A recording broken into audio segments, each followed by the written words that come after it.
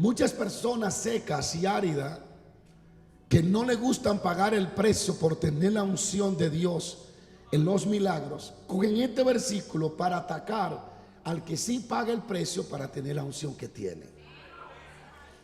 Pero Jesucristo no está aplicando esto aquí hoy. Jesucristo, cuando yo leí esto, entendí, yo nunca lo había entendido, y entendí una décima parte de lo que posiblemente es una gran revelación. Yo entendí algo muy pequeño, y es que antes de él hablar de esos hacedores de maldad que hacían milagros y señales en su nombre, pero que él no lo conoce, él comienza diciendo la causa por la cual en aquel día él le dirá: apartado de mí, hacedores de maldad. ¿Hacedores de qué? Él habla de personas que hacen maldad, o mejor dicho, que hacen su voluntad. Todo el que es un hacedor de maldad hace lo que quiere hacer, que le agrada a él o que le complace a él, es decir, su voluntad.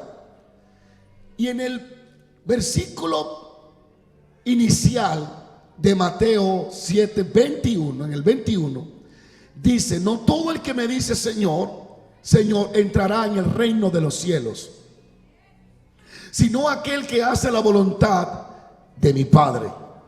Dando a entender que al cielo no se entra por obra, ni se entra por ser bonito, ni por ser bueno.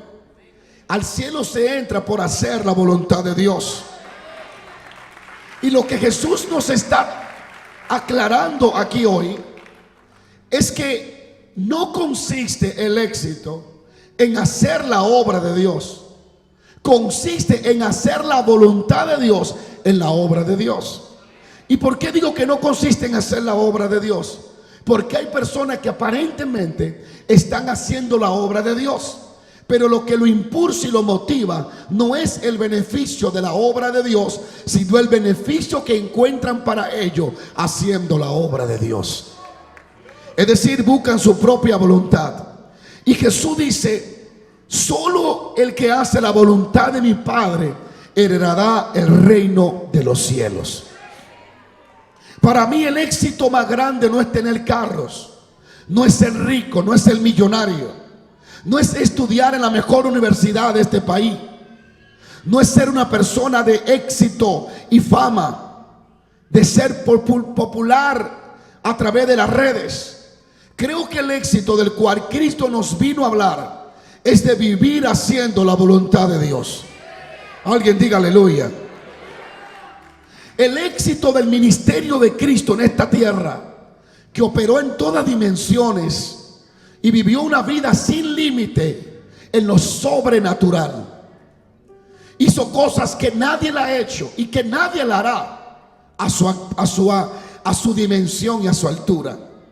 Este Jesús, siendo Dios encarnado en hombre, vino como el Hijo de Dios, despojándose de su gloria desde la eternidad que tenía él. Se despojó de su gloria y vino a vivir como un siervo. Su mayor éxito no fue sanar enfermos. Su mayor éxito fue vivir como siervo de su Padre. Su mayor éxito no estuvo cuando caminó en el agua. Su mayor éxito estuvo cuando hizo la voluntad de Dios al caminar en el agua. ¿Hay alguien que alaba a Dios? Jesús es el mayor ejemplo, yo escribí algo acá, del éxito en la historia. El mayor ejemplo de un ser humano exitoso en toda la historia de la tierra. El mayor ejemplo de éxito es Jesucristo. No solo hizo milagros, sino que lo único que aprendió a hacer fue obedecer. Él aprendió obediencia mientras estuvo en la tierra.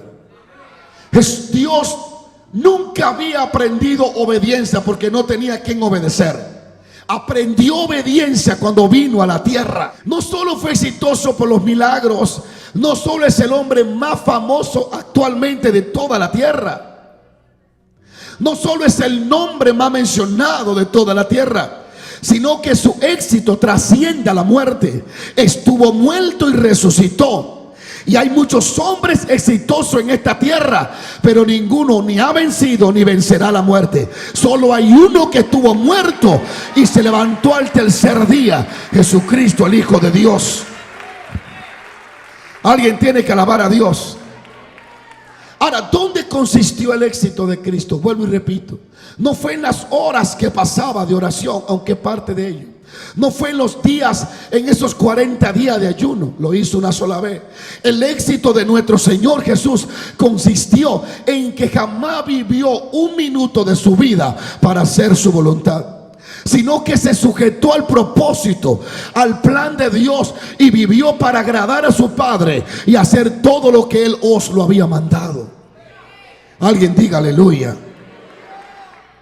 Él mismo dijo en Juan 6:38, oiga esto: porque he descendido del cielo, no para hacer mi voluntad, sino la voluntad de aquel que me envió.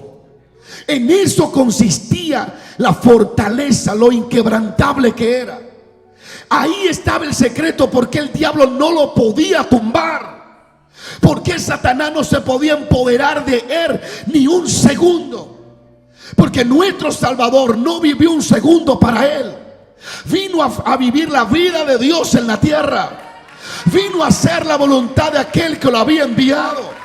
Y ahí estará tu mejor deleite en esta tierra: saber que estás viviendo para hacer la voluntad de tu Padre.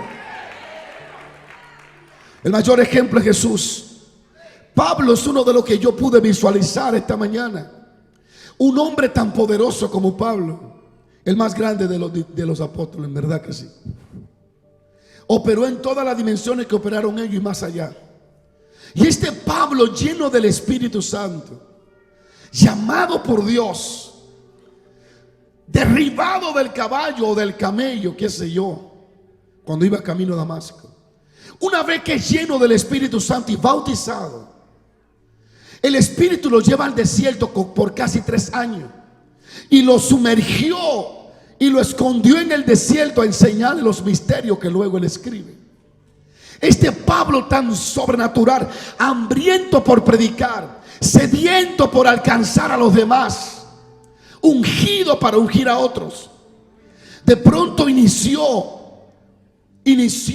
un viaje para ir a Asia. Y el Espíritu en el camino le dice: no es Asia, es Macedonia.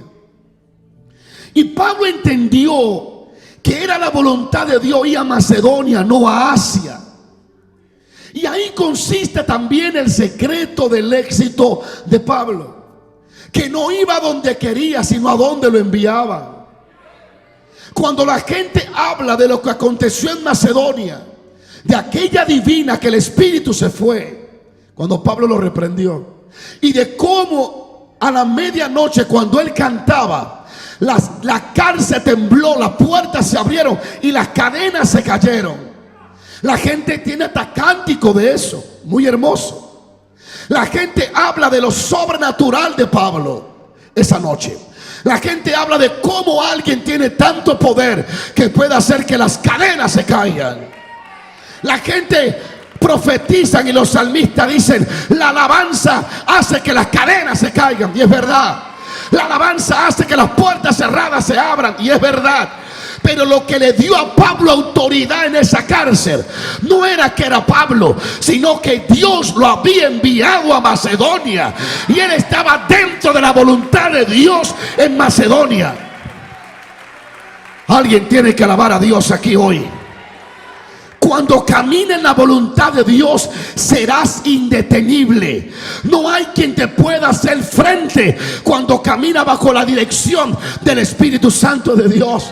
Hoy estás aquí porque tus ojos se van a abrir, porque tu corazón se va a volver a abrir, y porque un anhelo ardiente va a entrar dentro de ti, un anhelo de agradar a Dios y de hacer su voluntad. Y si el Señor te dice vete, tú te vas, pero si el Señor te dice quédate, tú te quedas. ¿Hay alguien que entienda eso? Cuando Dios me habló del llamado, hablando de 25 años más o menos atrás, yo recuerdo que fue una noche. Yo había pasado la noche orando y en esa madrugada el Señor me saca del cuerpo y yo veo que voy elevado en el aire, envuelto en una nube, y veo que la presencia de Dios me va moviendo para donde ella quiere. Cuando yo vuelvo al cuerpo, estoy aturdido del impacto y no sé si estoy en el espíritu o en el cuerpo. No podía saber, yo estaba aturdido. Oí la voz de Dios audible que me dijo: escucha esto hoy. Y eso ha sido una regla para mí. Me dijo: si mi presencia se mueve a la derecha, tú te mueves con ella. Si mi presencia vas al frente con ella. Si mi presencia retrocede, retrocede con ella. Y si mi presencia se queda parada, te paras con ella. Donde quiera que vaya mi presencia, vaya usted. Desde ahí entendí que no es lo que yo quiero, sino es lo que Él quiere. Que no son mis planes, son los de Él. Que no son mis sueños, son los sueños de Él. Yo no soy pastor porque esto me lucra. Soy pastor porque Él me llamó pastor. Soy predicador no porque quiero, sino porque Él me dijo: tú eres predicador. Y yo estoy aquí para decirle a usted: descanse en Dios, porque usted no está aquí para otra cosa que no sea hacer la voluntad de su Padre. Alguien dice amén. Serás indetenible. Nadie te podrá detener. Por eso a Pablo las cárceles no lo aguantaban. Las cadenas se le rompían en las manos. Lo azotaban y el tipo seguía para adelante. Le daban lluvia despedrada. Se sacudía el polvo. Si había un hueso torcido, se le enderezaba otra vez. Y el hombre iba para adelante predicando. Porque el hombre caminaba bajo la voluntad de Dios. Y cuando tú caminas bajo la voluntad de Dios, que te tiren la piedra que le dé la gana. No hay piedra que te detenga en el camino. No hay acusación que te detenga en el camino.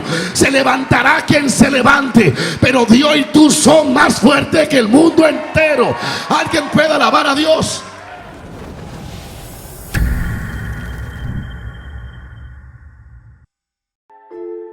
El único que dirige a los pastores, a la iglesia, es el Espíritu Santo de Dios. Somos tan importantes para Dios que Él puso lo mejor de Él en nosotros, su Espíritu, y nos hizo habitación de Él para dirigirnos desde adentro hacia afuera.